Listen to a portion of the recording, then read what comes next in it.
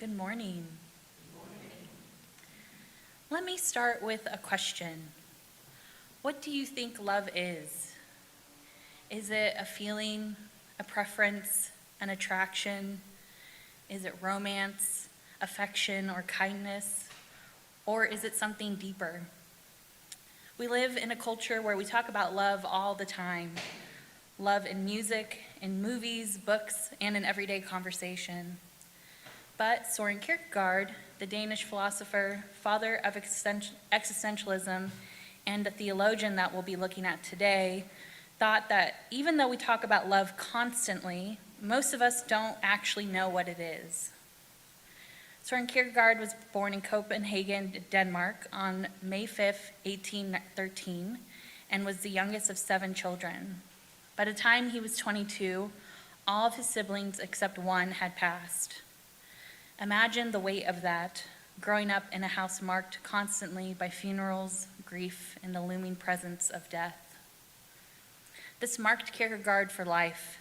He became obsessed with death, with what it means to live in the face of mortality, and with the question of how we live meaningfully before God. Over just 15 years, he wrote prolifically, 17,000 pages of journals and books after book. He wasn't writing for fame, but because he truly cared. He once said, "The task must be to preach Christianity to Christians."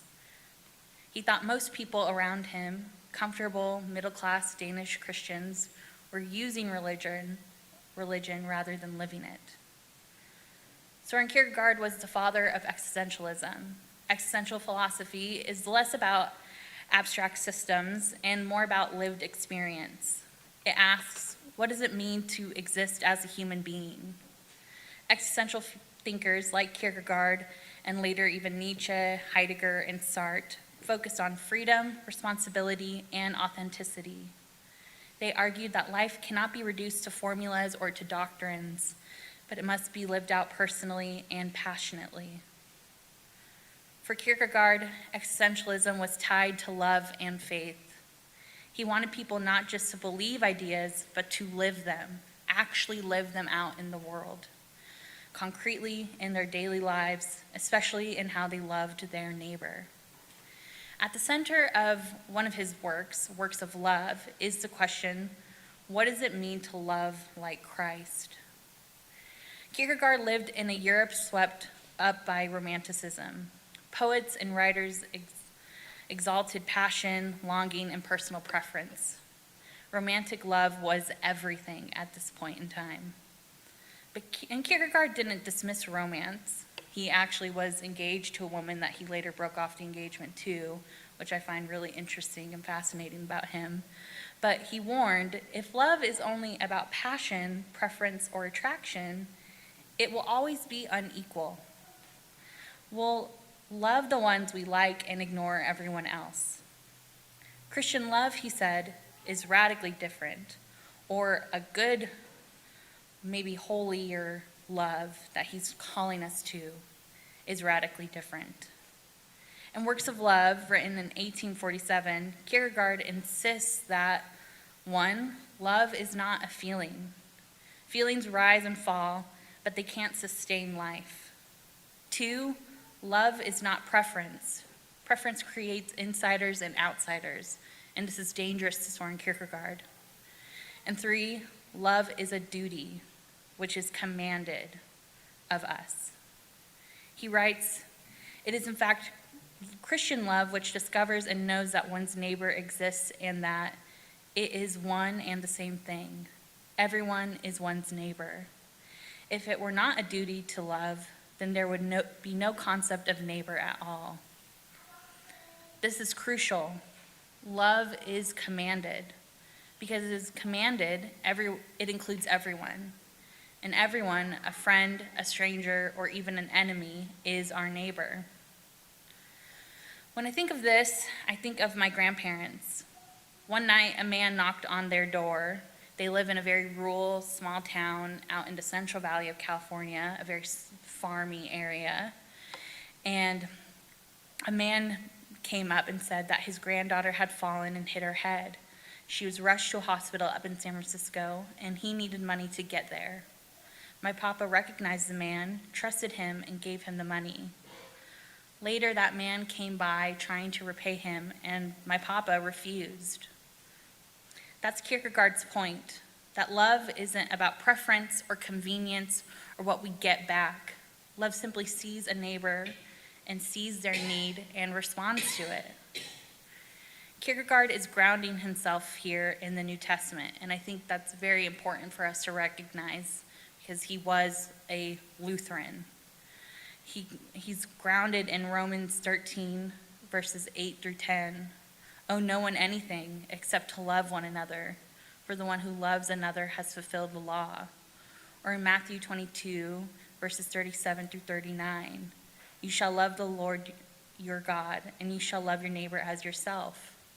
Or 1 Corinthians 13:13, faith, hope, and love abide, these three, and the greatest of these is love. These are not sentimental verses, but these are radical commands, and Kierkegaard says if we take them seriously, that it changes everything. Now here's where I think it gets uncomfortable for us, though. Kierkegaard wrote Works of Love in 1847. He wasn't writing about, say, America or, I don't know, controversial things like Democrats and Republicans or elections or any of that fun stuff that we might want to talk about. But his vision of neighbor love cuts directly into our political divisions. Think about how we talk about people we disagree with. Those people, I can't stand them. They're ruining everything. We live in a time where politics is often fueled not just by disagreement, but by contempt. People aren't just wrong, they're evil. Neighbors become enemies, families split, churches divide. But Kierkegaard won't let us off the hook here. He says, to love one's neighbor is the only way out of the labyrinth of self-love.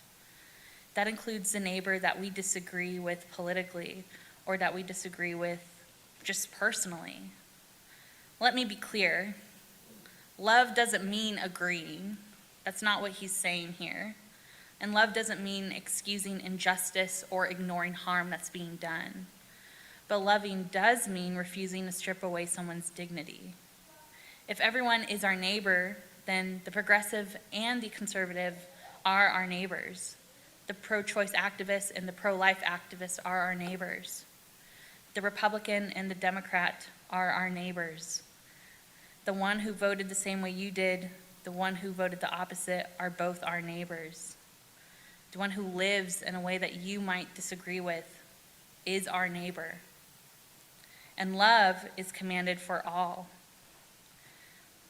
This doesn't erase real issues of justice.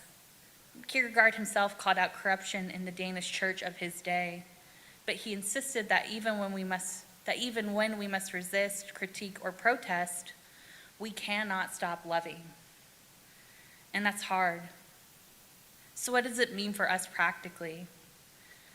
One, I think it means that love is not optional here. Two, love doesn't mean liking. You don't have to like your neighbor, but you must will their good. Three, love is patient and hidden. The greatest love may be refusing to lash out, listening with respect, or just holding your tongue. And love is political in the deepest sense. Not about parties or platforms, but about how we choose to treat the people God puts in front of us, even in our divided society. Kierkegaard ends Works of Love with these words. Love is the eternal. It is never exhausted. It never becomes obsolete. It never leaves us. Faith, hope, and love abide, but the greatest of these is love.